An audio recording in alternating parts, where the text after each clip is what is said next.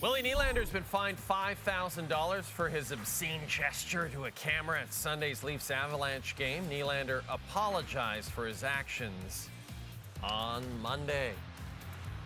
I just want to apologize for my actions yesterday. It was out of frustration, so I'm sorry about that. Yeah. What were you frustrated about? Yeah, just not playing and want to be out there with the guys, and yeah, just frustrated. Did you have a no crap moment right after? Yeah, sitting there, I got a text message. I was like, oh, not a good idea, not a good thing to do. But yeah, like I said, I apologize about that. Who was the finger directed? I just frustration, just pointed at it. I don't know. It's just I don't know. I just pointed at it. I was frustrated. Don't forget, we have a trio of games on TSN Tuesday. TSN, the home of the National Hockey League. Winnipeg loses 4 of their last 5, embark on a 4-game road trip starting with a visit to the Devils. Then on Molson Leafs hockey, the Leafs host a Sabres team that's won 18 of their last 22. Well, the Habs look to avoid a 7th defeat in their last 10 when they take on the Golden Knights. Remember, regional restrictions apply.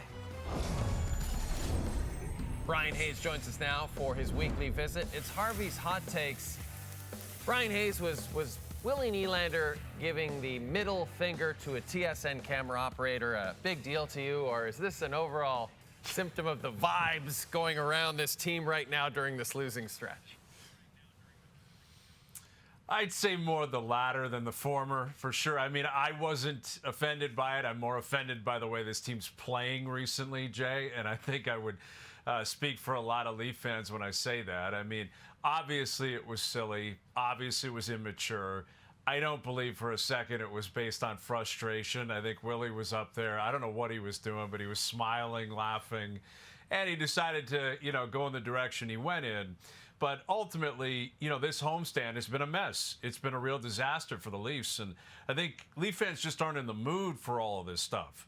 William Nylander giving the finger to the camera, and Anthony Stolar steamingly coming out of nowhere and either not wanting to play a game for the Marlies as a tune-up or the team not putting him in that position. And he looks like it because he hadn't played in 2 months. And again, it was a massively, hype game with Vegas rolling through town. The Leafs losing to Mitch Marner twice in 10 days. Austin Matthews not speaking with the media on multiple occasions on Friday when Vegas and Marner were in town, and by doing so, pushing other guys to go out there, like the former captain, John Tavares, to speak on behalf of the team as opposed to the captain. It's like death by 1,000 paper cuts here. It's just slowly building, and none of it is egregious. None of it is overly inflammatory. It's just a lot of little things that are leading to the position the Leafs are in right now. And, in a way, I think maybe Willie giving the middle finger was symbolic, because it was like he was, waving the past era goodbye, or giving the past era the middle finger, an era that was ultimately underwhelming. It did not meet expectations. But for the past 9 years, this time of year was actually the entertaining time of year to be a Leaf fan. This was the time of year where it was fun, because you knew they were going to the playoffs for 9 straight years. You knew they were going to be buyers of the deadline. So Leaf fans could maybe imagine a cup run, and they could debate and discuss who the Leafs should acquire at the trade deadline. And that's just not a reality today. They're not in the playoffs. They're not that close to being in the playoffs. And with every loss, they get further away. And they're, I think, a few losses away before the Olympic break from being sellers at the trade deadline. So, in a way, Willie, maybe representing the whole fan base, was giving the middle finger to an era that lasted 9 years that doesn't appear to be in existence anymore. Okay, so if the current if the current addition of the team is frustrating you and Leafs Nation, why don't we look back? Let's talk about our face of the franchise segment. The list we released on Monday, we named the all-time face of every NHL franchise. What I found truly fascinating about the Leafs is 7 different names received votes for the Maple Leafs as a potential face of the franchise, Brian. That is the most of any team in the NHL, which either means the Leafs have had a ton of great players or they've never really had a great player. So in the end, Wendel Clark won the vote. Wendel Clark is the face of the franchise for the Toronto Maple Leafs, according to us at TSN. But, Brian, do you agree with that? Yes, I do, because I voted for Wendel. I was one of the 24% of the voters that voted for Wendel Clark, and yeah, it's a unique situation. It's not a Wayne Gretzky, it's not a Mario Lemieux, it's not a Gordie Howe, and it speaks to the history of the Maple Leafs, where they haven't won a Stanley Cup in so long, they haven't even been in a Cup final in so long, and those Cup teams were, obviously with guys like Dave Keon and Sil Apps and, Johnny Bauer and other great Maple Leafs. But I think it's so distant. And those players were not considered all-time greats like Howe or like Orr or like Rocket Richard. So it opened the door to a more modern player who has not won, but is beloved, and that's Wendel Clark. And I think why Wendel represents that to me is he's the only player I can think of with 100% approval rating within the fan base. Literally every Leaf fan adores Wendel Clark. Adores Wendel Clark, myself included. Wendel Clark, Doug Gilmour are my two favorite players of all time. I've had the luxury of meeting Wendel many times. He's an unbelievable guy. And I admit, this is more a subjective vote for me as opposed to objective because I'm from Toronto. I grew up going to the Maple Leaf Gardens. And again, I looked up to a guy like Wendel Clark. So it's more like gonzo journalism in a way because I'm putting myself into the vote. I'm not being objective. I'm not talking about Seattle or LA or Florida or Tampa. I'm talking about the market itself and what Wendel means to it because he's still around. Wendel Clark is still here. And if he shows up at Scotiabank Arena and gets thrown up on the big screen, he gets a louder ovation than anyone else. Austin Matthews included, William Nylander included. I think that would include greats like Matt Sundin and Doug Gilmour and Daryl Sittler and Boreal Salming. All great players and all worthy of votes, and I could understand why they might get votes in this particular case. But for me, Wendel Clark, he just 100% approval rating. The way he played, the hits, the fights. And one last point on this, I think social media helps Wendel, which again speaks to the modern, element of this exercise. You jump on YouTube and you search Wendel Clark, it is an awesome experience, Jay.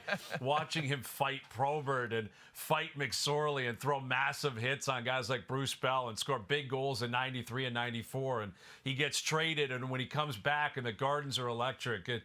Everyone loves Wendel. Again, he's not Gretzky, he's not Lemieux, but for Leaf fans, he represents something so special. So I voted for him, and I think it was the right call. Wendel Clark, the face of the franchise for the Maple Leafs. I agree. Number 17 on your program, number 1 in your heart, as they say. Bryan, finally, the Super Bowl is set, and it's a Super Bowl 49 rematch between the Seahawks and Patriots. New England's back 7 years after winning their last Super Bowl. We expected they'd go away for a while. They'd be in NFL exile. Is this just are you surprised they've regrouped as quickly as they have, Bryan? Or is this just a testament to the fact that the NFL, at the end of the day, will always be a coach's league, and this year they got the coach that they really needed?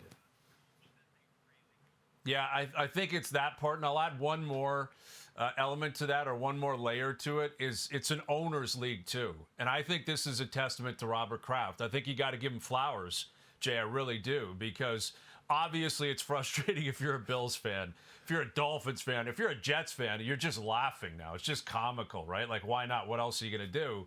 But I think what Robert Kraft did over the last 12 months is a perfect example of stable ownership and really quality ownership, because they hired Gerard Mayo. They didn't know what they had in Drake May. I'm sure they felt like they had a really good quarterback. And they did it right. They bottomed out. He was on the board, third overall pick. They take him, and it's worked out brilliantly. So there's some luck in that.